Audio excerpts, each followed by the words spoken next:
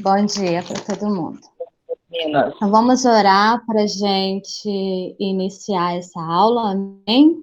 Pai amado, Deus querido, Deus adorado, queremos bendizer o teu santo nome por mais esse dia, por mais essa oportunidade que temos, meu Senhor, de estar na tua presença, de te buscar, de conhecer um pouco mais de ti. Abençoe as nossas vidas. Meu Senhor, que o nosso coração esteja preparado, meu Senhor, para receber a boa semente, que é a tua palavra. E em nome de Jesus, que ela venha verdadeiramente impactar as nossas vidas, transformar o nosso ser, porque eu sei que isso é o teu desejo, de transformar o nosso caráter, os nossos sentimentos, os nossos pensamentos. Em nome de Jesus, que o seu nome seja glorificado nessa manhã, que o seu nome seja exaltado, honrado, meu Senhor, através das nossas vidas nessa oportunidade. Em nome de Jesus, amém. Amém? Estão me ouvindo, né? Amém. Amém. Então, queridos, a nossa lição de hoje são as parábolas de Jesus. E as parábolas eram um método de ensino de que Jesus mais usava para trazer uma verdade. Lá em Marcos 4:34, ele diz que Jesus, sem parábola, ele não lhes falava. Então, era através das parábolas que Jesus queria manifestar o que pensava, ele queria trazer uma verdade para um momento, para uma pessoa, né? Ele usava um momento, uma situação, um exemplo, uma circunstância de alguma coisa para trazer uma verdade. Tá? E era assim que ele falava, era assim que ele pregava, era assim que ele ensinava, era assim que ele colocava, né, colocava os seus pensamentos e aquilo que ele acreditava acerca do rei, né? Em Lucas, e antes da gente começar a falar sobre a parábola do bom samaritano, que é uma parábola muito conhecida, é uma parábola muito falada, é uma parábola muito discutida por muita gente, uma parábola de fácil entendimento, né? Não sei se vocês concordam com isso, mas é uma parábola de fácil entendimento. Mas antes da gente começar a falar sobre a parábola, nós vamos falar o porquê. Por que surgiu essa parábola, né? Porque se você for observar, até agora, né, de todas as parábolas que nós já estudamos, o Senhor Jesus sempre vinha falar do reino de Deus, né? O que seria o reino de Deus? Ele fazia comparações, né? Ele começou a fazer comparações acerca do reino de Deus, porque foi questionado, porque as pessoas queriam saber do reino de Deus, queriam entender o reino de Deus. E a parábola do bom samaritano, ela tem um motivo pelo qual ela veio à tona. Porque porque Jesus quis falar sobre a parábola do bom samaritano. Quando nós abrimos a nossa Bíblia lá em Lucas 10, nós vamos ver que Jesus, ele escolhe 72 discípulos e envia de dois em dois pela cidade, por toda a redondeza, para levar as boas novas, para falar das boas novas a todo mundo. E aí a palavra de Deus, ela fala que quando eles voltaram assim numa alegria extraordinária, num êxtase tremendo. Por quê? Porque eles chegaram a Jesus e falaram assim, poxa, foi maravilhoso, foi extraordinário, porque até os demônios a gente conseguiu expulsar, eles se sujeitavam a nós. Então, assim, foi um momento espetacular para aqueles homens. A Bíblia não fala se eram homens e mulheres, não sei, eu acredito que tinha também mulheres, né? Porque Jesus não fazia essa distinção. Mas fala que eu imagino que quando eles se reuniram, quando eles voltaram para falar dos relatos do que tinha acontecido, eles ficaram assim maravilhados, uma coisa extraordinária, e foram falar com Jesus a respeito. E aí Jesus chega, na verdade, Jesus chama a atenção deles, ou seja, eles vêm com muita alegria, e na verdade Jesus chama a atenção, dá uma freada aí neles. Jesus chega para eles e fala assim: olha só, não fiquem felizes porque os demônios se sujeitam a vocês, por tudo que vocês fizeram lá, não. Mas estejam felizes porque o nome de vocês está escrito no livro da vida.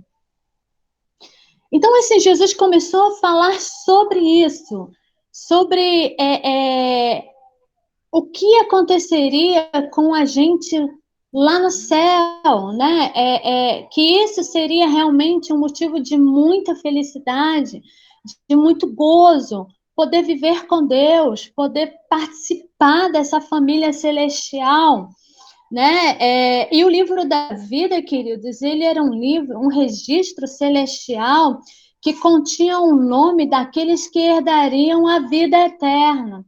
Então, automaticamente, quando Jesus ele vem e fala sobre ficar feliz porque o nome deles estava escrito no livro da vida, automaticamente Jesus já estava falando sobre vida eterna, vida com Deus, né? Uma vida celestial, uma vida nos céus, né? Na nova cidade. Então, esse era o assunto que se estava falando, que Jesus estava conversando. E como era era comum, onde Jesus estava, a multidão o cercava, e também quem estava no meio dessa multidão eram os fariseus, eram os doutores da lei, era os escribas, né, os sacerdotes, eles estavam sempre ali rondando para ver quem era aquela pessoa que falava daquele jeito, que expulsava demônios, que curava, que operava milagres. Eles estavam sempre ali para sondar, para investigar, para verificar, para averiguar se tudo que ele falava era verdade mesmo, se ele realmente era quem ele dizia que era, né? Então, assim, a parábola do bom samaritano, ela surgiu de um contexto de ensino que Jesus estava dando acerca da vida eterna. Então, esse foi o assunto pelo qual o Senhor citou a parábola do bom samaritano. A vida eterna, bom samaritano está ligado diretamente nesse texto aqui à vida eterna. O assunto pelo qual o Senhor, o motivo pelo qual Deus resolveu falar sobre o bom samaritano, sobre boas atitudes, era porque ele queria explicar a vida eterna. Ele queria falar sobre a vida eterna. Foi por causa desse assunto que Jesus chegou e resolveu falar sobre a parábola do bom samaritano. Mas como é que surgiu esse assunto? Então, como eu estava falando, Jesus já tinha introduzido esse assunto, Jesus já tinha começado a falar sobre esse assunto. E como eu falei para vocês, ele estava rodeado de fariseus, ele estava rodeado de pessoas que conheciam muito bem a lei. E existiu um momento dessa reunião, desse encontro, que um doutor da lei pediu a oportunidade para falar. Ele se levantou para falar algo. E ele chegou a Jesus e perguntou: bom mestre, e aí eu estou usando as minhas palavras, já que a gente está falando desse assunto, né? O que eu posso fazer para herdar a vida eterna? Então, foi assim que começou a parábola do bom samaritano. Foi de um questionamento de um doutor da lei, ou seja, uma pessoa muito importante na sociedade, um homem que conhecia muito bem a lei e que era muito disciplinado em praticar a lei. Era uma pessoa que, eu imagino, era uma pessoa que fiscalizava, uma pessoa que queria, né, fazia questão, né, de mostrar a lei, de que as pessoas praticassem a lei, de que a lei fosse cumprida, de que a justiça fosse feita, se você não cumprisse a lei, né? Ele estava lá. Então, e aí ele vem, uma pessoa conhecedora da palavra, conhecedora da lei, de capa a capa, muito bem orientada, uma pessoa muito bem instruída, e ela vem e ela levanta esse questionamento, essa questão, essa pergunta. E aí a gente, na minha visão, e eu imagino que Jesus, assim, conhecendo o coração do ser humano, conhecendo as intenções do ser humano, né? A maldade do ser humano, eu acredito que Jesus percebeu a má intenção naquela pergunta. Um homem mal intencionado que aproveita o ensino de Jesus acerca da vida eterna para provar Jesus. Se você for olhar, já a partir do versículo 25, ele fala um doutor da lei querendo provar Jesus, né? Ele faz essa pergunta acerca da vida eterna. Então, ele levanta esse questionamento. Mestre, o que farei para herdar a vida eterna? A vida eterna, queridos, é tudo que Deus sempre idealizou para o homem. Foi tudo que Deus pensou para o homem. Foi o que Deus construiu e trouxe para a vida do homem, foi a vida eterna. Mas parece que o homem, parece que nós não entendemos essa real intenção de Deus, né? A impressão, às vezes, eu imagino que Deus, quando olha para nós, né, fala assim, caraca, parece que não está entendendo nada, né? A gente quer a vida eterna, mas a gente não quer morrer. A gente não quer deixar os nossos filhos, os nossos maridos, os nossos pais, os nossos amigos, a nossa casa. A gente não quer, a gente sofre com a morte, né? A gente tem medo da morte porque a gente ainda é muito apegado a esse mundo. A gente tem medo da dor, né? Que vamos sofrer ao encontrarmos a morte. Mas a gente às vezes esquece que às vezes para se achegar a Deus, para viver com Deus, para morar com Deus, para ter esse encontro eterno com Deus, às vezes é necessário passar para a morte, porque é necessário transformar o nosso corpo corruptível em incorruptível. Então, a vida eterna, que foi o assunto dessa parábola, foi o motivo pelo qual surgiu essa parábola, é algo que foi idealizado por Deus, e é algo que ainda está que é a intenção do coração de Deus, ainda é o desejo de Deus para as nossas vidas, é a vida eterna. Então, a gente olha essa discussão, essa conversa, e a gente até entende o posicionamento desse fariseu, porque todos nós queremos saber o que fazer para morar com Deus. Será se tudo que eu estou fazendo é o suficiente para morar com Deus? Será se o que é o meu comportamento, tudo que eu já faço hoje é realmente o que eu tenho que fazer para herdar a vida eterna? Será que as minhas intenções, né, os meus pensamentos vão me levar a morar com Deus?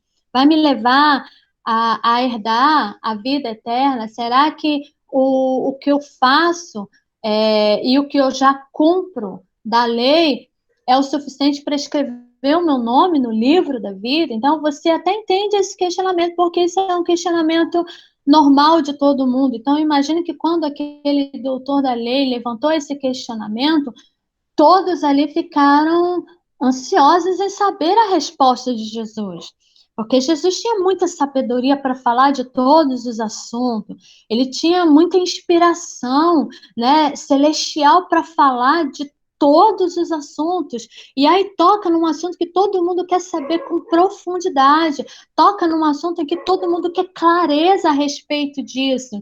E aí eu imagino assim, a cara de todo mundo, a expectativa de todo mundo de realmente falar assim, poxa, que bom que ele falou disso, né?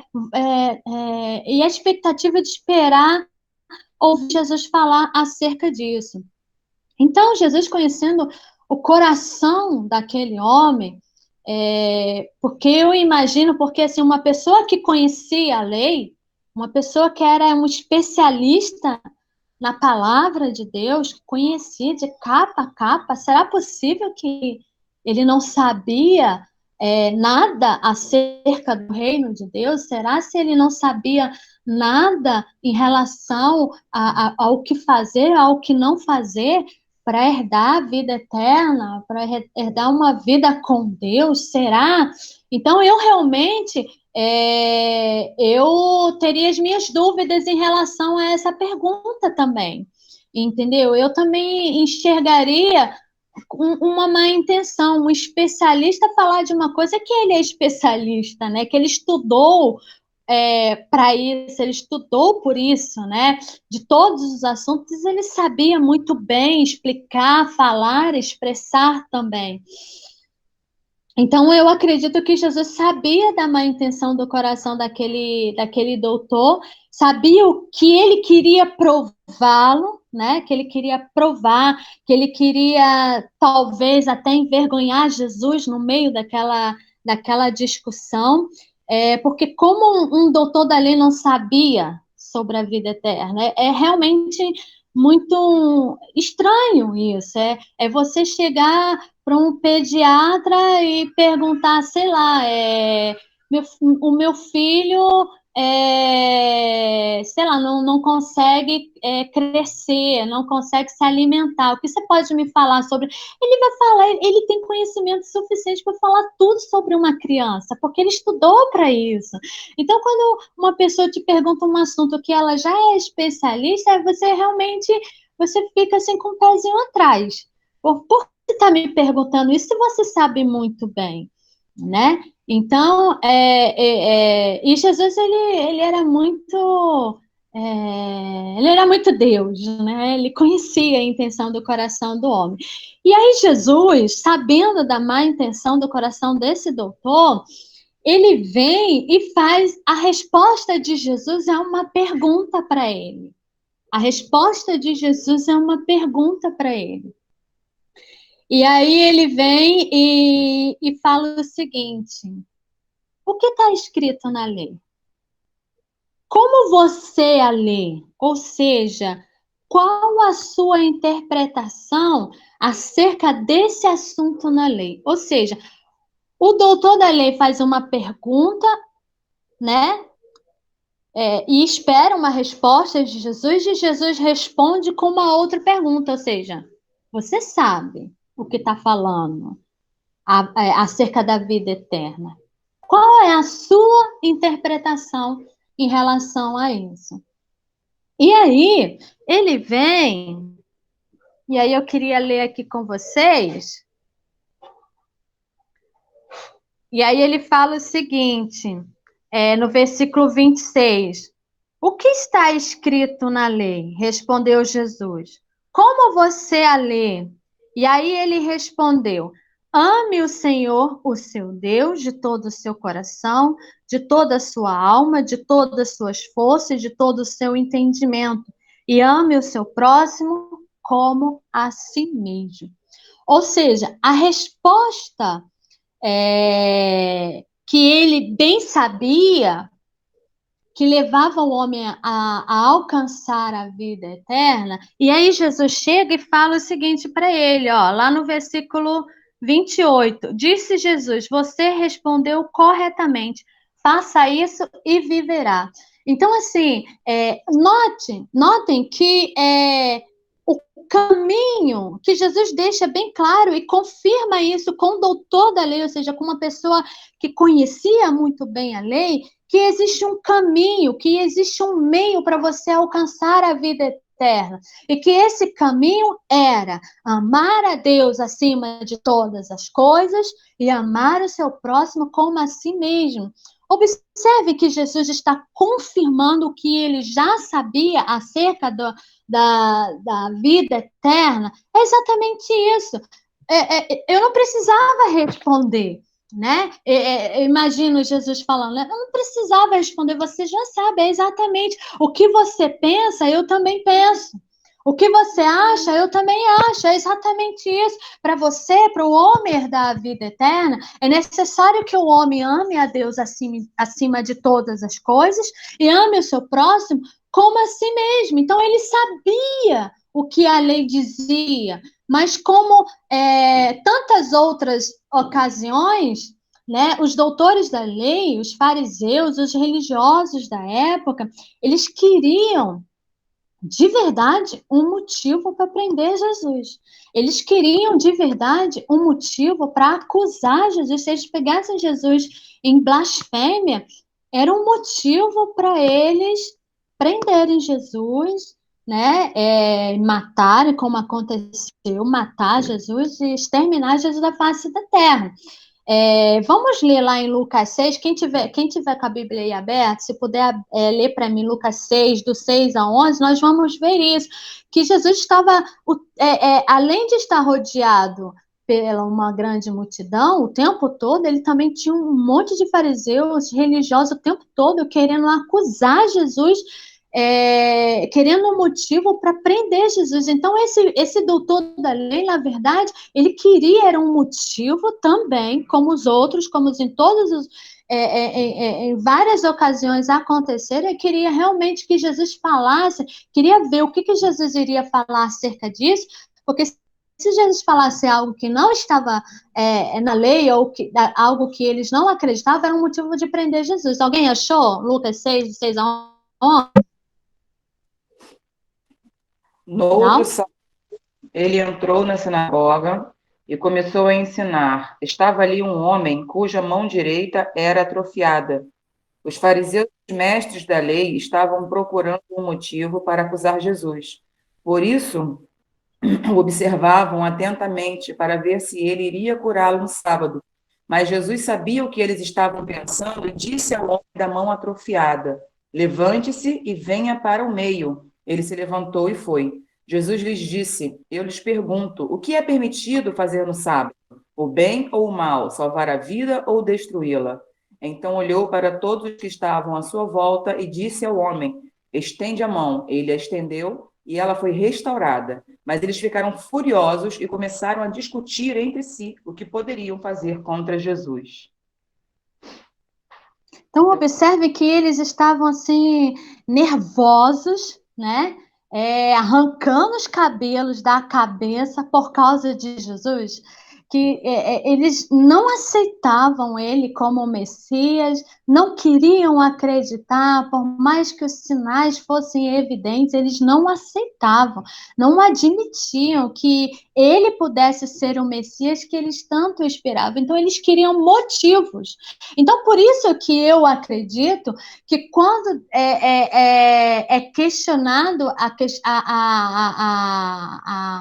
esse assunto sobre a vida eterna, o que ele poderia fazer, não é que ele não sabia a resposta, mas é porque ele queria ouvir de Jesus e queria ver se Jesus iria falar alguma coisa errada, alguma coisa enganosa, alguma mentira.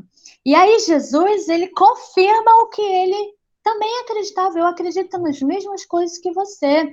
Eu acredito no mesmo Deus que você. É exatamente isso, né? A resposta é essa. Você respondeu corretamente.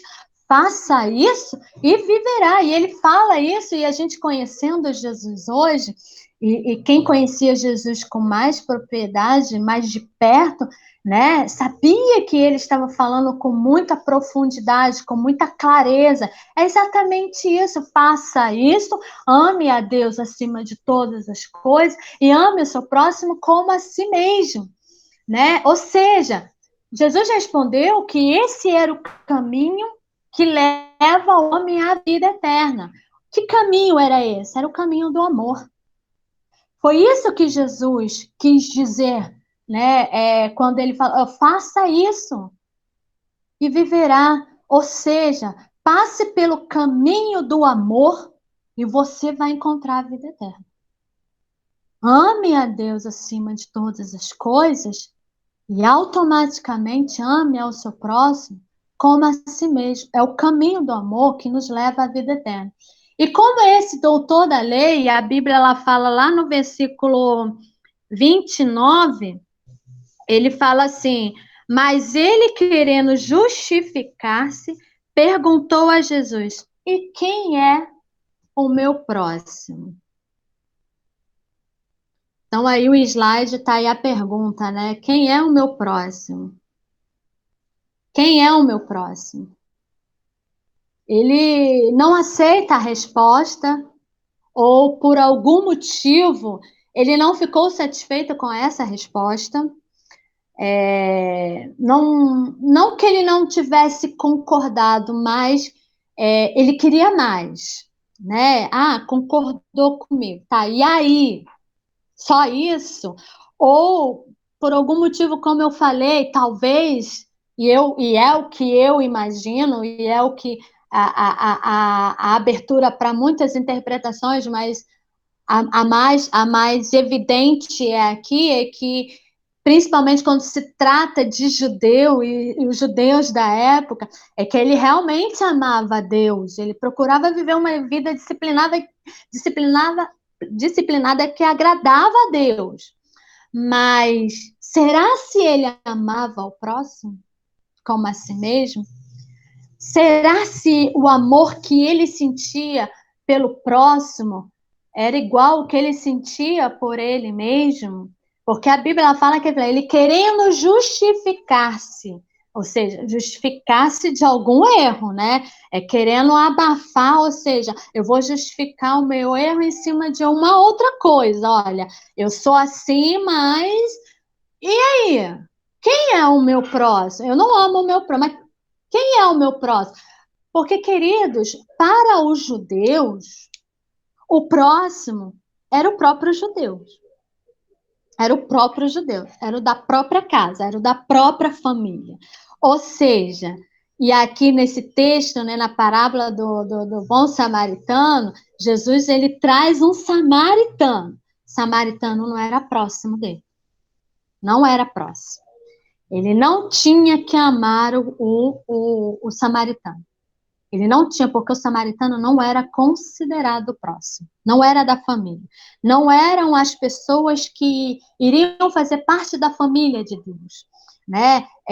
Os pecadores, os publicanos, né? As prostitutas, não era o próximo. O próximo era aquele que cumpria a lei, o próximo era aquele que era disciplinado na lei, o próximo era da própria casa, né? Porque você vê que eles agiam com muito rigor, até mesmo o próprio judeus, os da própria família, ou seja, se você foi pego em prostituição, apedreja e morre. Vamos apedrejar até morrer. Então, assim, dá a entender, queridos, que quando ele questiona, ele fica insatisfeito com essa resposta de Jesus, ele se justifica, porque, de verdade, o próximo que ele conhecia, que ele considerava, era dali, da sua própria religião, das suas próprias crenças, né, da sua própria família. Eles não consideravam mais ninguém. Então, a resposta de Jesus para essa pergunta dele, quem é o meu próximo, está a partir do versículo 30, que diz o seguinte: em resposta, Jesus disse: o homem descia de Jerusalém para Jericó quando caiu nas mãos de assaltantes.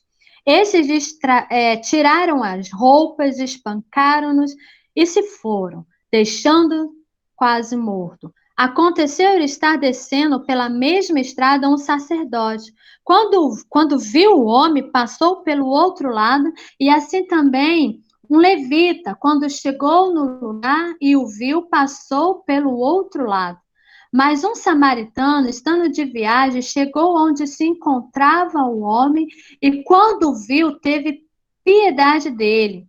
Aproximou-se, enfaixou-lhe as feridas, derramou neles vinho e óleo, depois colocou sobre o seu próprio animal, levou para uma hospedaria e cuidou dele. No dia seguinte, deu 2 denários ao hospedeiro e lhe disse: cuide dele. Quando eu voltar, lhe pagarei todas as despesas que você tiver. Qual desses 3 você acha que foi o próximo do homem que caiu nas mãos dos assaltantes? Então, observa que Jesus, ele faz uma outra pergunta: quem é o meu próximo? E Jesus lhe responde com uma parábola, e no final dessa parábola, Jesus responde com uma outra pergunta: qual desses você acha que foi o próximo desse homem? Foi o sacerdote? Foi o levita ou foi o samaritano? Então, queridas, assim, eu imagino, né, que esse fariseu, assim, o que Jesus queria de verdade era confrontar esse doutor da lei consigo mesmo, né, fazer ele entender que será se realmente ele estava cumprindo a essência da lei? Será se ele realmente, no que ele estava falhando então? Por que ele trouxe esse questionamento? Por que essa pergunta se ele já sabia? E o que ele realmente queria ouvir de Jesus? Bom, desde o início do seu ministério, Jesus ele vem apresentando o reino de Deus. Nós temos estudado isso desde a primeira parábola, desde o início dessa lição. Falando sobre o reino de Deus, que é um reino como uma realidade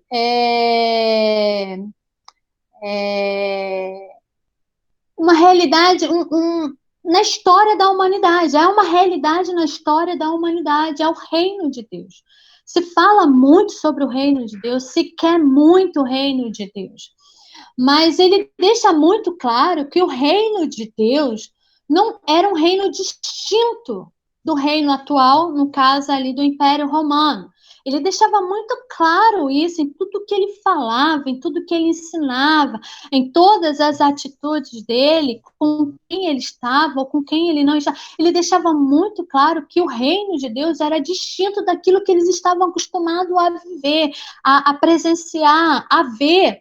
Né? Que o reino de Deus era distinto do reino humano, do reino do homem, ou seja, aquele reino que quer fazer a sua própria vontade ao invés da vontade de Deus, ou seja, o reino de Deus é diferente da minha vontade, o reino de Deus é diferente da minha governança humana, do meu reino humano, da minha vontade.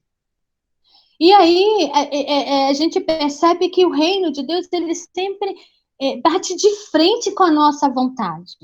É sempre batendo de frente, porque na maioria das vezes a gente está fazendo aquilo que não pertence ao reino de Deus, aquilo que não agrada a Deus. Na maioria das vezes, as nossas vontades não com a vontade de Deus. Então, o reino de Deus é para todos. É um reino inclusivo, é um reino abrangente, é para todo aquele que quer participar. E os judeus, naquela época, eles deixavam muito claro que isso não era bem desse jeito. Eles não queriam que todo mundo participasse. Não era para todos, não era inclusivo. Era selecionado, era particular, era exclusivo deles, de quem praticava a lei.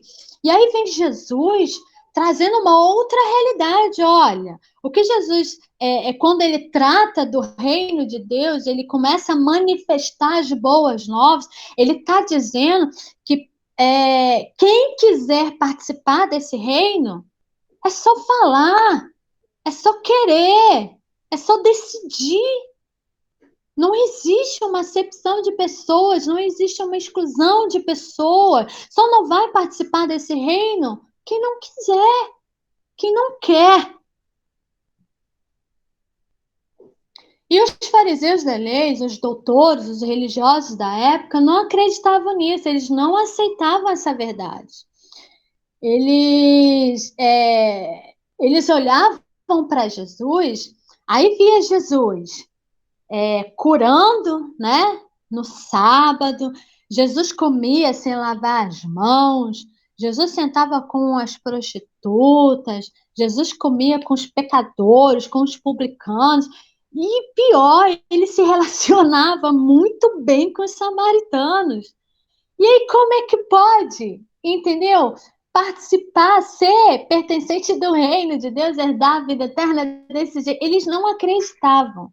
Eles não aceitavam a atitude de Jesus. Aí, Jesus, com todas essas atitudes que eu acabei de citar, Jesus vem mostrando essa inclusão, né? Essa aceitação, é aceitar com amor, é agregar, é abraçar, é não excluir, é não fazer distinção de quem é rico, de quem é pobre, de quem merece, de quem não merece, né? A Catilene falou muito, muito bem acerca de quem merece, de quem não merece, que a atitude tem que ser, eu tenho que fazer, mesmo você não merecendo. Eu tenho que te amar mesmo não merecendo. Não, ninguém merece. Mas assim mesmo eu faço. Assim mesmo eu quero fazer, assim mesmo eu quero participar, assim mesmo eu quero me envolver. Eu sei que eu não mereço. Queridos, eu, Karen, né, 41 anos de idade, já vivi muita coisa nessa vida, já fiz muita coisa errada nessa vida. Eu sei da minha condição de pecadora. Eu sei que eu não sou digna nem de olhar para Deus. Eu sei que eu não tenho condição alguma de me aproximar de Deus, de entrar no lugar santo do santo. Mas o amor de Deus, o amor de Cristo, me perdoa e me faz enxergar o amor dele.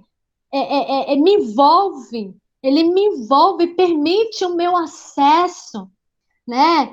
É por isso que é o sentimento de gratidão, né? É o sentimento de aceitação, de que eu sei que eu não mereço, né? E mesmo assim, ele permite o meu acesso, mesmo assim, ele permite que eu me aproxime dele, né? É de cabeça baixa, envergonhada mesmo, que eu entro na presença do Senhor, mas é de cabeça baixa, envergonhada, que eu me sinto amada, né? Porque em nenhum momento dentro dessa situação, eu tenho certeza aqui que todos aqui já sofreu preconceito, já sofreu bullying, já sofreu discriminação, você saber que você não é bem-vindo no lugar, as pessoas não gostam de você, não queria que você estivesse ali.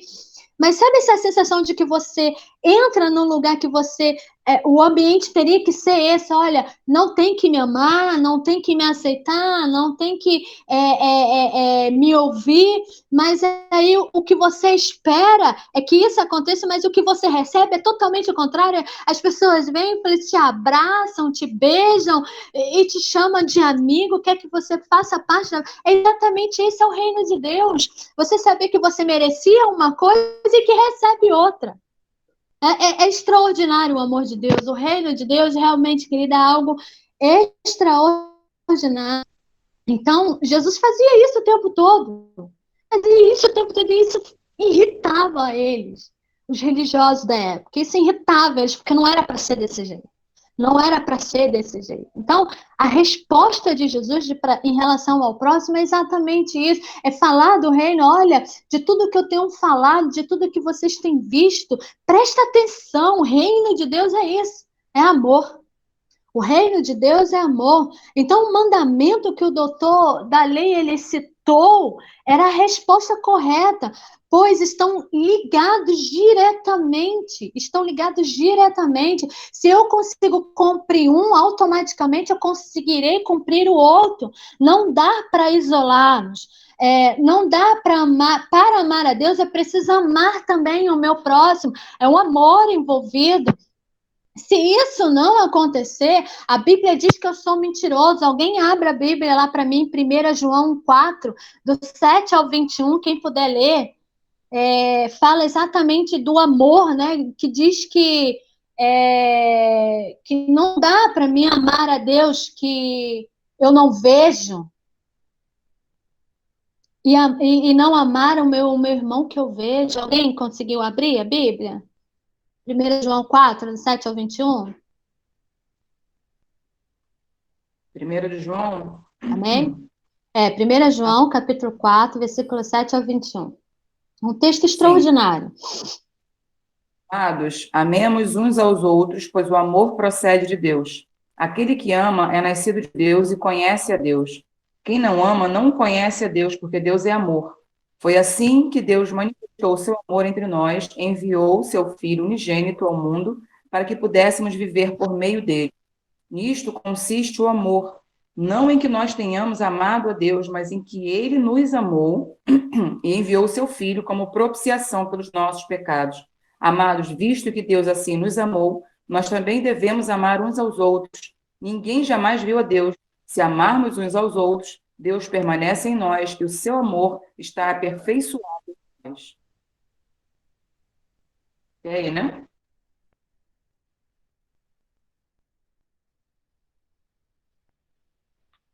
Até aí ou continua? Não, é porque o teu áudio parou aqui comigo. Você leu até o 21? Não, até o 21 não. Pode Eu parei no continuar, 13. então. Tá. Pode Sabemos continuar. que Sabemos que permanecemos nele e ele em nós, porque ele nos deu do seu Espírito. E vimos e testemunhamos que o Pai enviou seu Filho para ser o Salvador do mundo. Se alguém confessa publicamente que Jesus é o Filho de Deus, Deus permanece nele e ele em Deus. Assim conhecemos o amor que Deus tem por nós e confiamos nesse amor. Deus é amor. Todo aquele que permanece no amor permanece em Deus e Deus nele. Dessa forma, o amor está aperfeiçoado entre nós, para que no dia do juízo tenhamos confiança, porque neste mundo somos como ele. No amor não há medo, ao contrário, o perfeito amor expulsa o medo, porque o medo supõe castigo. Aquele que tem medo não está aperfeiçoado no amor. Nós amamos porque ele nos amou primeiro. Se alguém afirmar eu amo a Deus, mas odiar seu irmão é mentiroso, pois quem não ama o seu irmão e a quem vê, não pode amar a Deus a quem não vê. Ele nos deu este mandamento: quem ama a Deus, ame também seu irmão. Amém. Amém? É um texto extraordinário que fala sobre a essência do reino de Deus, que é a peça principal do reino de Deus, né? É o amor, né? O tema principal do reino de Deus é o amor ao nosso próximo, amor a Deus, o amor que une, o amor que liga, né? Que introduz, que inclui, né? Então, assim, observe que não dá para você dizer que e era exatamente essa justificativa do doutor da lei. Ele amava a Deus, mas não amava o próximo como deveria amar. E o próximo que ele dizia que amava eram os próprios judeus. Ele escolhia quem ele deveria amar, quem ele deveria ter consideração, quem ele deveria ajudar, quem ele deveria, né, aconselhar, quem ele deveria se preocupar. Ele escolhia. E, na verdade, às vezes ele vem trazer algo mais amplo, mais abrangente, ou seja, não se limite a esse grupo de pessoas. Olha ao seu redor. Quantas pessoas estão ao seu redor que podem ser o seu próximo? Mas, de verdade, quem é o meu próximo? E a gente faz essa pergunta, de verdade, quem é o meu próximo? E aí Jesus, ele,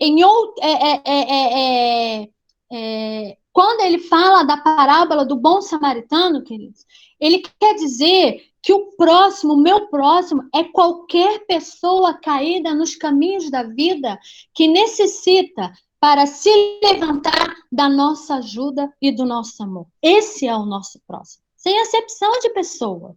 É todo aquele, é qualquer um que necessita de nós.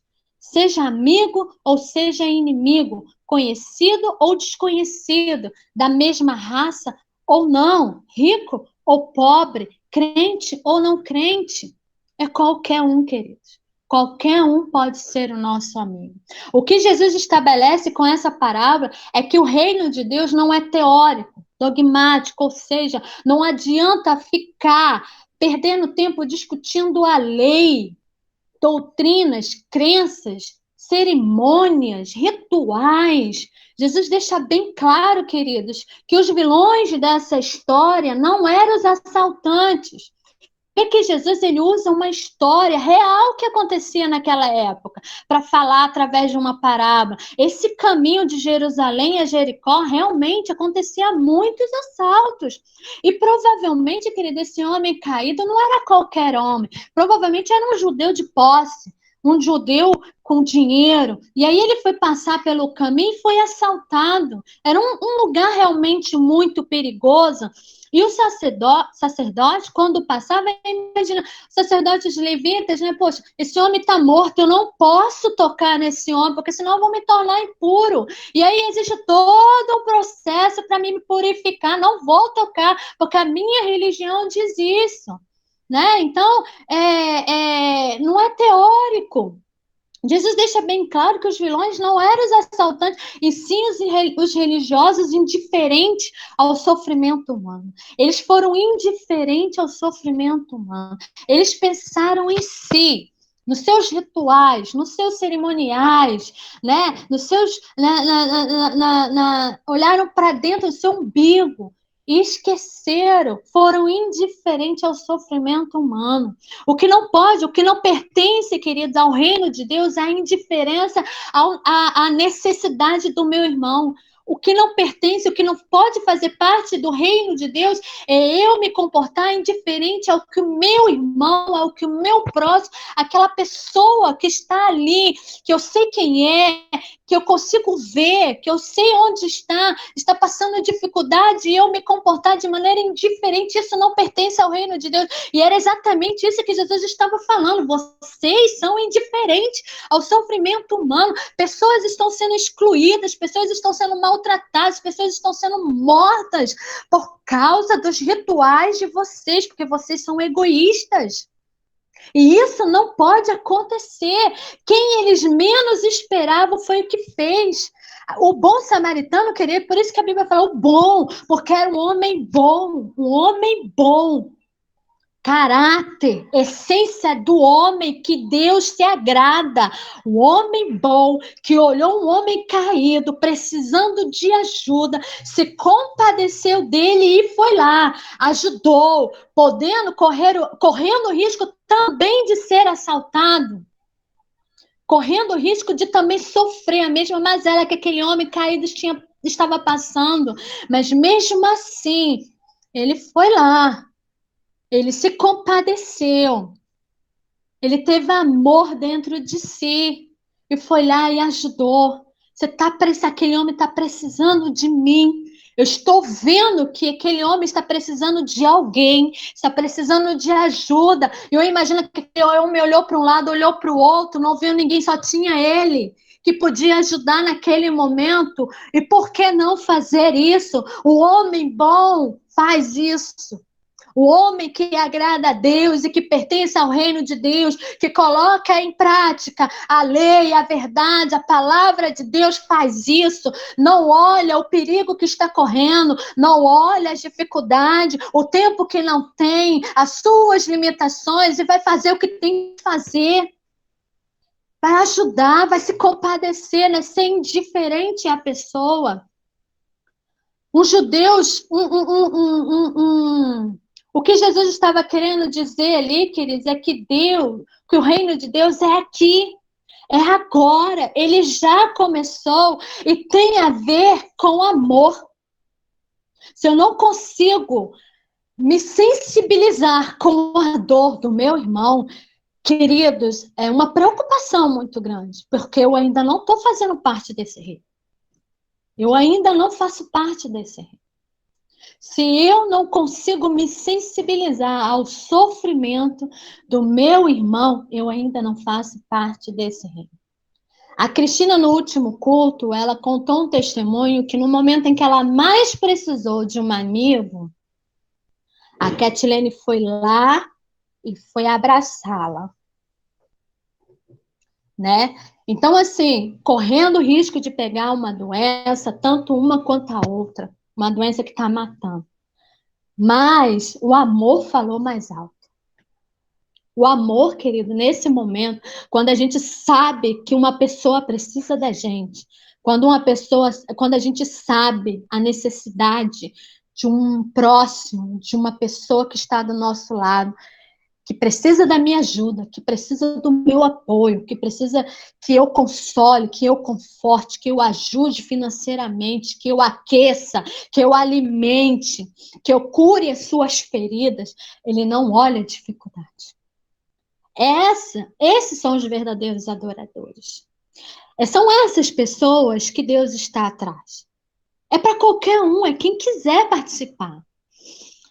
Mas o reino de Deus, ele é envolvido de amor e eu preciso ser imbuído desse amor.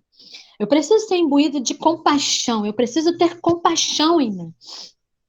O grande pecado, queridos, do ser humano é o egoísmo. É pensar em si, é achar que o outro não sofre, que o outro não passa dificuldade. É achar que o que importa é o meu bem-estar, é o que eu penso, é não abrir mão de si em prol do outro. Esse é o grande pecado do ser humano. E é o grande mal, né? É você ser indiferente ao pedido de socorro de alguém. Eu não posso ser indiferente. É claro que você não pode ser boba porque tem muita gente se aproveitando da bondade do outro. Você sabe que aquela pessoa está naquela situação porque quer. Ela não faz nada para mudar aquilo. Né? A gente encontra na rua muita gente assim, pedintes. Você ajuda aqui, você dá um dinheiro, ele vai lá e compra droga. Né? Você compra agora tá assim, né? Você compra alguma coisa para ela, né? Eles estão pedindo leite, fralda, aí eles vão lá na Cracolândia e vende para pegar droga. Né? Então, você sabe que você não pode ser boba, né? Pessoas que precisam de ajuda, mas que se aproveitam daquela situação, só vivem naquilo. Isso de verdade, o que eu penso é que pessoas que realmente não estão precisando de ajuda. Ela se acomodou naquela situação, ela quer continuar daquele jeito. Mas uma pessoa que realmente precisa de ajuda, ela vai ser ajudada e vai ser transformada. Porque, querida, se você observar bem, o bom samaritano, ele foi lá, se compadeceu, cuidou das suas feridas, levou ele para um hotel, pagou a diária dele até o dia que ele saísse, ou seja, deixou tudo pago. Deixou tudo pago. Porque, querido, se ele se pegasse e deixasse ele no hotel e não pagasse nada, ele iria contrair uma dívida. E como é que uma pessoa pagava uma dívida quando não tinha condições de pagar essa dívida? Me diz, quem pode me responder isso? Eu não tenho como pagar essa dívida. O que acontecia com a pessoa? Quem pode me responder? Virava escravo. Se tornava um escravo. Ou seja, querido, olha só que coisa extraordinária que o bom samaritano fez. Além de cuidar das suas feridas, né? Traz um lugar de descanso para ele descansar, se recuperar e ainda paga para ele não se tornar escravo, para ele continuar sendo livre. Quem é capaz de fazer isso por nós, querido? O bom samaritano só pode ser o nosso Cristo, que além de se compadecer do nosso sofrimento, da nossa dor, ele cura as nossas feridas, ele trata das nossas dores, nos coloca num lugar de descanso, ou seja, ele nos traz paz e ainda por cima não permite que venhamos nos tornar escravos desse mundo, escravos do pecado. Sabe que coisa profunda Deus traz naquele momento para aquele doutor insensível, indiferente, que conhecia muito bem a lei, mas não praticava. Não praticava, queridos, é porque a gente não tem mais tempo. Mas se você tiver a oportunidade, medita em Mateus 5, 42, 45, 1 Pedro 3:8, Levítico 19:34, Lucas 6:35-36, 1 João 3:17-18, Tiago 2:14-16, Gálatas 6:9-10 e Hebreus 6:10. São só versículos que falam sobre amar, sobre cuidar, sobre ajudar, sobre ter paciência com o estrangeiro, sobre entender que essa é a nossa função, que essa é a nossa atitude. São versículos extraordinários de que você tem que dar, tem que alimentar, que você tem que cuidar, que você tem que amar, perdoar o seu próximo. São só versículos que falam sobre isso. Infelizmente, a gente não tem mais tempo. E só para a gente concluir, e a gente vai voltar ao motivo pelo qual Jesus citou a parábola do bom samaritano, recordar a pergunta inicial: o que fazer para herdar a vida eterna? E, queridos, para alcançar, e aí eu respondo essa pergunta para vocês, Jesus respondeu essa pergunta: para alcançar a vida eterna é preciso amar a Deus e amar o próximo. A verdadeira religião que conduz à vida plena passa pelo amor a Deus, traduzindo em gestos concretos de amor por um irmão, pelo seu irmão, sem exceções. Então, não dá para falar de reino de Deus, reino do céu, sem um amor. Jesus cita o exemplo de uma pessoa que se compadeceu de uma outra. Ou seja, aquele judeu caído, né? Aquele homem caído tinha todo o direito de recusar a ajuda de um samaritano, porque eles não se misturavam, eles não se aceitavam. Mas naquela condição ele precisava da ajuda de alguém. E quem o ajudou foi quem ele menos esperava, né?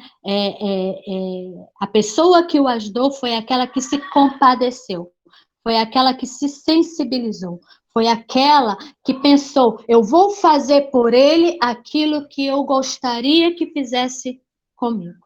Eu vou curar as suas feridas, né? Como eu gostaria que curasse as minhas feridas. Eu vou consolar como eu gostaria que eu fosse consolado. Eu vou ajudar porque eu gostaria de ser ajudada. Eu vou colocar num lugar de descanso porque era isso que eu gostaria que alguém fizesse por mim. Eu vou pagar a dívida dele, né? Porque era isso que eu queria que fizesse por mim. É aquela pessoa que faz por outro aquilo que gostaria que fizesse por si mesmo. Isso é o amor verdadeiro, como a Kathleen falou, como a Kathleen leu lá em 1 João. Amém? Que vocês fiquem com essa palavra, que o amor de Deus superabunde nos seus corações, preencha os nossos ser, né? Que encha os nossos corações de amor, de compaixão, de tolerância, de paciência. Esse é o meu desejo para essa manhã. Eu espero que a palavra tenha sido tão clara para vocês como foi para mim no decorrer dessa semana, né? Acerca do reino de Deus e pertencer ao reino de Deus. Amém? Alguém quer falar alguma coisa, acrescentar alguma coisa?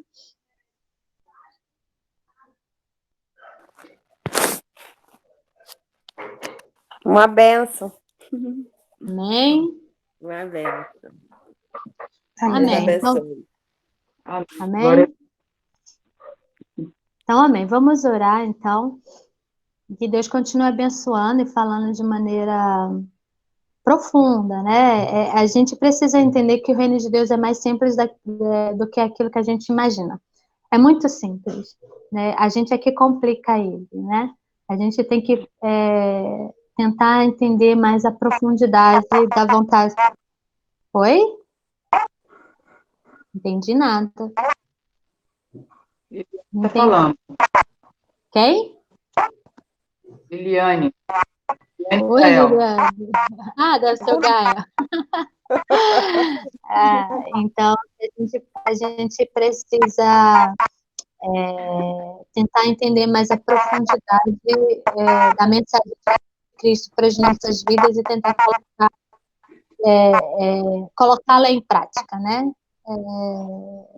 Se resume a isso, é o amor. Amém? Pai amado, Senhor, eu peço por essa oportunidade tão ímpar nas nossas vidas de conhecer um pouco mais da tua palavra, da tua vontade. Desejo, meu Senhor, e te peço nessa manhã que o nosso coração seja cheio de amor, cheio de compaixão, de compreensão, de paciência, de tolerância, de amizade, de perdão, meu Senhor, que possamos entender que essa é a tua vontade para as nossas vidas, que esse é o teu desejo para as nossas vidas, que isso é o certo a ser feito. Em nome de Jesus, que possamos ser mais companheiros, mais amigos, mais sensíveis, uns com os outros, amando-nos umas às outras, em nome de Jesus. Em nome, porque sabemos que através desse atitude, desse comportamento é que se revela o teu amor em nós. Em nome de Jesus, amém. Amém. Amém.